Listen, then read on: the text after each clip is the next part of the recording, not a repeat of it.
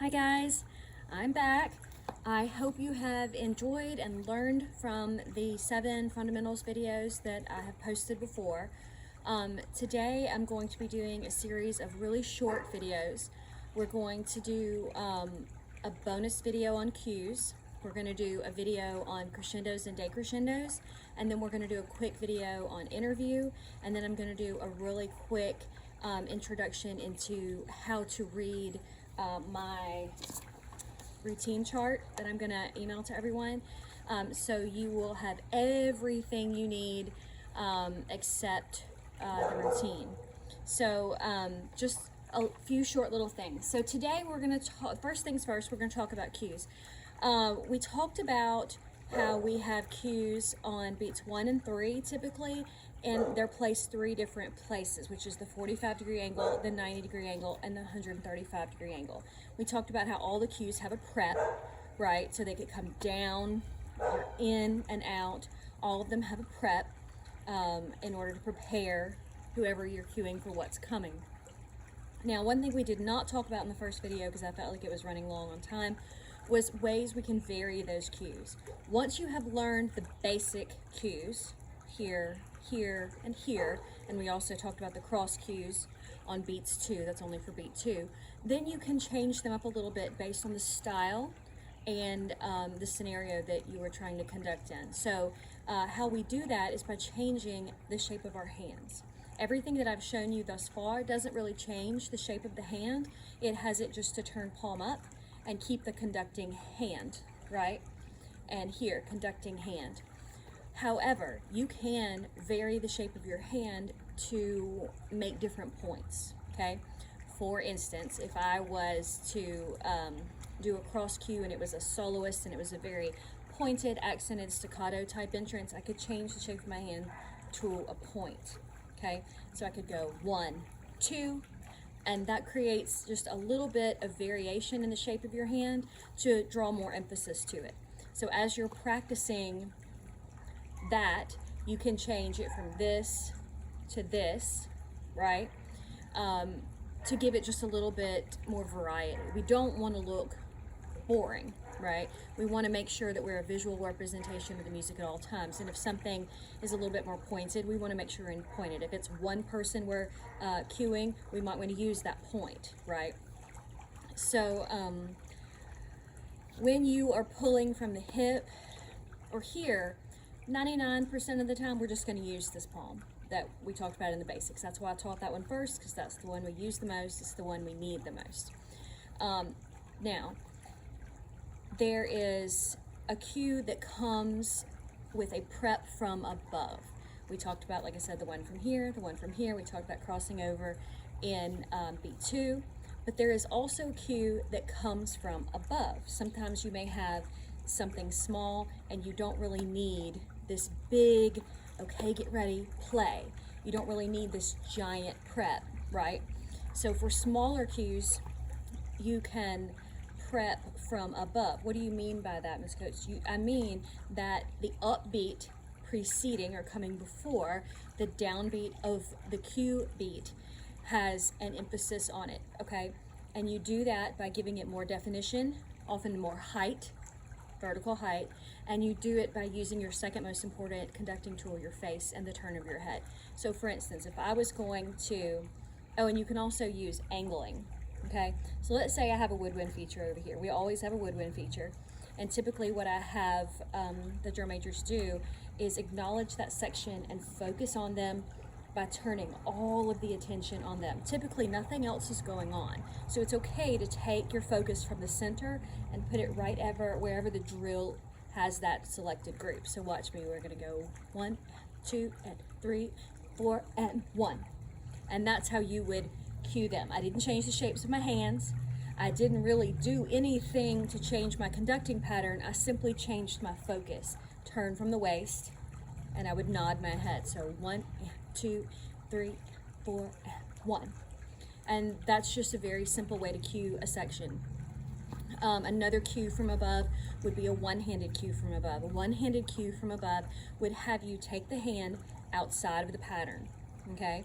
And you can use the point, you can use the overturned hand, Sometimes you can either just keep your hand in the conducting shape and go out. We don't use that very much. Most of the time you'll go this or this, but you would straighten the elbow, point in the direction of whomever is playing. If the person is on this side of the 50, you'd use this arm. If they're on this side of the 50, you'd this arm. And so you would come from above with that, with just one hand, okay? So watch me. You would go 1 and 2 and 3 and 4 and 1. Oh, you can't see me very well. Back up a little bit more. Okay, I'm gonna try that again so you can see it. So you'll prep higher. See how I went higher? Don't change the shape of your hand yet. Come down and change the shape of your hand with an impact, with an extended elbow. 1 and 2 and 3 and 4. Raise up higher, point. And see how my elbow has come straight and I've come outside of the pattern, off the tabletop. Okay? So try that with me. We're gonna go 1, 2, 3, 4, prep, point on 1 with your it doesn't matter which hand, dominant or non-dominant. You should be able to do it on both sides, okay? Let's try that. Here we go. 1 and 2 and 3 and 4 and 1 and 2 and 3 and 4, prep, point. Okay, try that again. 1 and 2 and 3 and 4 and 1 and 2 and 3 and 4, prep, point. And make sure you look with them. I'm looking at the camera. Make sure you look wherever your subject is that you're pointing to. Okay? Now we're going to do that exact same motion. Everything is the same, except instead of changing the shape of our hand into a point, we're going to flip it into that overturned palm. Okay? Same exact thing, except when I prep, I'm going to turn it at the very last second. Flip it when you want them to play, right on the downbeat. Okay? Let's try it. 1 and 2 and 3 and 4 and 1 and 2 and 3 and 4, high prep, flip. See? Good. Do it again with me. Ready? 1 and 2 and 3 and 4, lift. 1 and 2 and 3 and 4, prep, turn. Okay? Very simple, very easy. And we always teach this one first, right? Because you need to get that prep cue on time. We use this one a lot. It's the simplest. And it's the foundation for everything else. Once you get the positioning here, here, and here, then you can worry about changing these and these smaller cues over here. Now, these can be done on 1. We've talked about the cross cues being done on 2. These can also be done on 3. As a matter of fact, we use them a lot for 3. And so if you have an entrance on beat 3, you would use the same concept. You have a larger prep.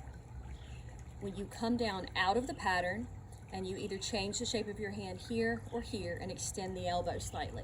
So let me show you. 1 and 2, prep, flip on 3. Okay? Try that with me. 1 and 2, prep, flip. Now if you'll notice when I prepped, I put the chin up. That's another way to indicate that there's a cue coming. Put that chin up. So do that with me again. 1 and 2, prep, flip. Okay, now let's try it with a point this time. Exact same motion, everything's the same except we're going to point. Okay, ready, go, and 1 and 2 and point. Okay, do it again. Ready, go, and 1 and 2, prep, point. Now, once you have practiced these, and I would really like for you guys to send me a video, okay, doing these cues on 1 from above, we just talked about, and 1, and then and 3. I would like to see the cues on 1 and on 3 with both the point and the overturned hand. And then I would like to see the cross cue with a point. So if you could send me those 3 versions, that would be great. I also want you, once you have figured out how to freeze, right? I want you to, obviously we can't freeze, we have to keep going. So these are 1 count cues, by the way, from above, okay? That we're talking about right now. So I want you to practice the exact same things we just practiced, but then keep going.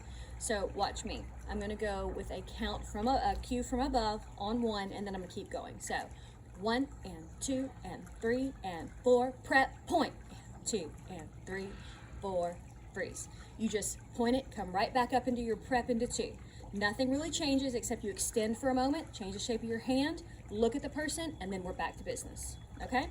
So if you could also send me versions of that, I definitely want to see those, because a cue is no good if you can't keep going.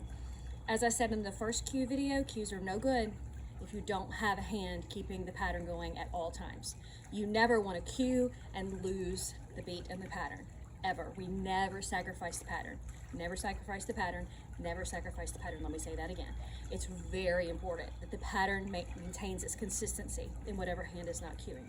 Okay, so let me show you how to get out of a beat 3 cue from above and continue the pattern. Okay, watch me. 1, 2, and... Oh, sorry, that's my children who distracted me. I'm sorry. Let me try it again. 1, and 2, and 3, and 4. Okay? All right. So good luck with those, guys. Send me what you got. Okay? Good luck on those cues.